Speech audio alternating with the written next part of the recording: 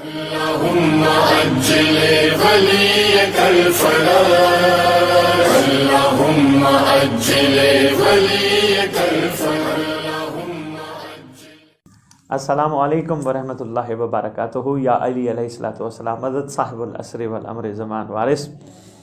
امید ہے آپ سب خیریت سے ہوں گے، اور آپ سب کے لیے دعا ہے کہ پروردگار بتصدق چہاردہ معصومین اور برکت امام زمان علیہ الصلوۃ والسلام سے آپ سب کو اپنی پناہ میں رکھے اور آپ خیریت سے رہیں. آپ کی پریشانیاں، دکھ، تکلیفیں، ٹینشنیں برکت امام زمان علیہ الصلوۃ والسلام سے پروردگار دور فرمائے.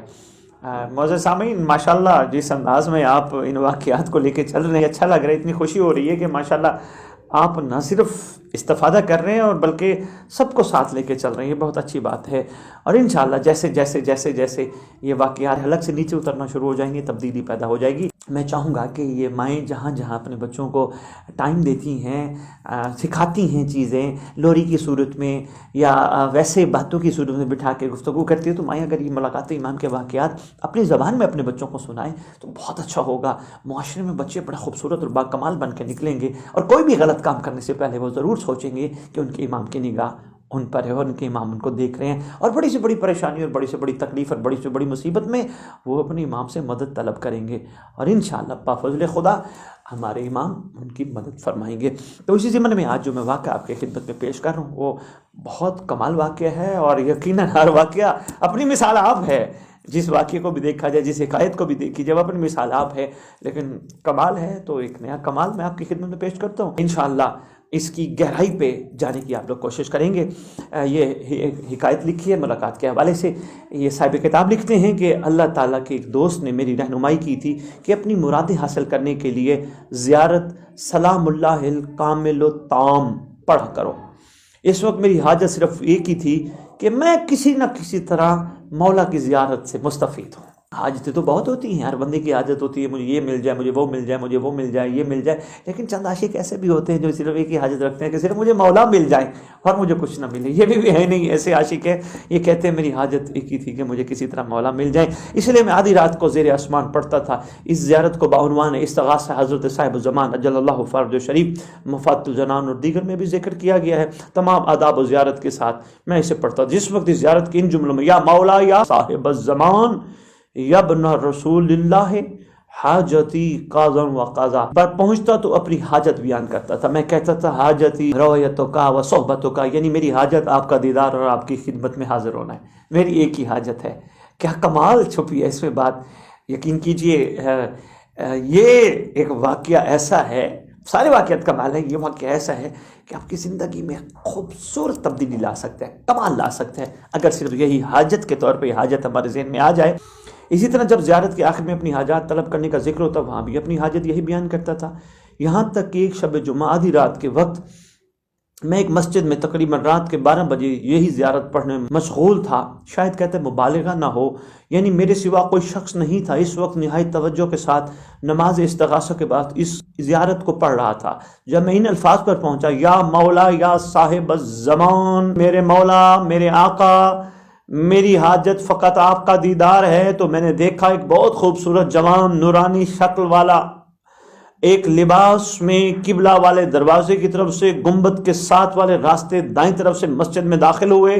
میں نے انہیں دیکھتے یقین کر لیا کہ وہ حضرت بقیت اللہ العظم مجد اللہ فارج شریف ہی کی ذات ہیں، اس لیے باقی زیارت کو ترک کر دیا اور ان کے نزدیک ہوا. وہ بھی میرے سے متوجہ ہوئے، یعنی اپنے سر کو نیچے جھکائے ہوئے میں حرم مقدس کی طرف جا رہا تھا. ان کا روب و جمال مجھے مانے ہوا کہ میں نے انہیں گفتگو ان کے ساتھ کوئی نہ کی.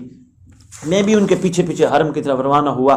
میں سوچ رہا تھا کہ میں کیسے یقین پیدا کروں کہ یہ حضرت بقیت اللہ العظم اجل اللہ فرج شریف ہی ہیں.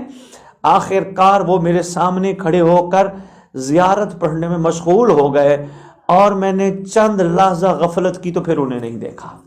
دیکھیں اتنا سا واقعہ ہے، لیکن اس واقعے میں بہت کچھ چھپا ہے. پہلی بات جو میں نے آپ کی خدمت میں گزارش کی وہ یہی تھی، اگر منزل مقصود، اگر حاجت حقیقی، اگر طلب کمال صرف مولا ہی ہوں تو یقیناً بادشاہ ملتے ہیں. بادشاہ کا دیدار ایسا نہیں کہ نہیں ہو سکتا، ہو سکتا ہے مگر طلب والے کے لیے، کیونکہ فرما دیا گیا من طلبنی واجدنی، جس نے طلب کیا اس نے پا لیا۔ اور بادشاہ کس انداز میں دیدار کراتے ہیں؟ اب وہ رات کا ایسا پہر ہے، کہہ رہے کوئی بندہ بھی نہیں ہے، میرے خیال ہے کہ چلیں خوش نصیب ہے، یقین انہوں نے تھوڑا سا ان کا یقین ڈگمگایا، پتہ نہیں ہے ہی ہے وہی، اور پھر ان کے ساتھ وہ زیارت پڑھنے کھڑے ہو گئے۔ یہاں ایک جملہ کہنا چاہوں گا، اولیاء اللہ قرار دیا گیا ہے ان لوگوں کو جو آج اس عظیم قریم چہرے کے دیدار کے مشتاق ہیں، اللہ کے ولی ہیں۔ تو بے عینے ہی یہ اپنی تمام حاجات میں سے ایک حاجت، انسان ہے نا جی، حاجتیں تو ہوتی ہیں، مگر ایک حاجت رکھنا میرا خیال میں، اور اس حاجت کو حقیقت کا روپ دینے کے لیے اپنے مولا کا دروازہ کھٹکھٹاتے رہنا، ایسا ہو ہی نہیں سکتا کہ وہ دروازہ نہ کھلے۔ وہ کریم ابن کریم ہیں، وہ شفیق ابن شفیق ہیں، وہ بہت بڑے محسن ہیں، دروازہ کھولنے کے لیے تیار ہیں۔ اگر کوئی دروازہ کھلوانے والا ہو تو انشاءاللہ ہم سب نے کرم کا دروازہ کھلوانا ہے، اور ہم سب کی یہی حاجت ہونی چاہیے۔ چلیں باقی حاجتیں بھی یقیناً ہم دنیا میں رہتے ہیں، باقی حاجتوں میں بھی اپنے امام کو ہی مد نظر رکھنا چاہیے، مولا سے ہی خیر طلب کرنی چاہیے، کرم طلب کرنا چاہیے۔ اور اس حوالے سے، اس حاجت کے حوالے سے جو ان کا واقعہ میں نے آپ کی خدمت میں پیش کیا، یہی ہونا چاہیے، یا مولا یا صاحب الزمان۔ اچھا یہاں جملہ کیسا خوبصورت ہے، یا مولا یا صاحب الزمان، کیا خوبصورت ہے، اے میرے مولا، اے میرے صاحب الزمان۔ صاحب الزمان کون ہوتے ہیں؟ وہی تو ہوتے ہیں، آپ گھر کے کمرے میں کھڑے ہو کے ان کو کہیں یا صاحب الزمان الامان الامان من فتنۃ زمان، من جور زمان، من شر شیطان۔ آپ کہیں مسجد میں کھڑے ہو کے کہیں، آپ کہیں صحرا میں کھڑے ہو کے کہیں، آپ کہیں دریا کے قریب کھڑے ہو کے کہیں، آپ دنیا کے کسی کونے میں کھڑے ہو کے اپنے امام کو مخاطب کر کے نماز کے بعد کہیں صاحب الزمان الامان الامان الامان۔ ایسا ہو ہی نہیں سکتا وہ آپ کی پکار کو نہ سنے۔ یہی تو ہیں یا مولا یا صاحب الزمان۔ تو اسی ضمن میں آج کے واقعے کے حوالے سے جو تفصیل عرض کر رہا تھا، امید ہے کچھ نہ کچھ گزارشات میں آپ کی خدمت میں پیش کر پایا ہوں گا۔